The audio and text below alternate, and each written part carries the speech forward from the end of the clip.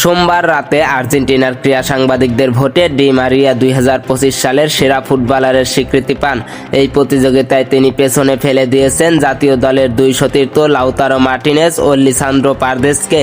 এটি ডি মারিয়ার ক্যারিয়ারের দ্বিতীয় বার্ষিক সেরা ফুটবলারের খেতাব।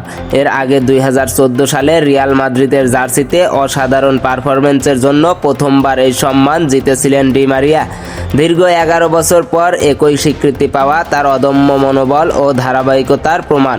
জাতীয় দল থেকে অবসর নিয়েছেন, কিন্তু ঘরোয়া ফুটবলে ডি মারিয়ার 2025 সাল ছিল খুবই স্মরণীয়। পর্তুগিজ ক্লাব বেনফিকাকে ছাড়ার পর তিনি ফিরে এসেছেন শৈশবের ক্লাব রোজারিও সেন্ট্রালে।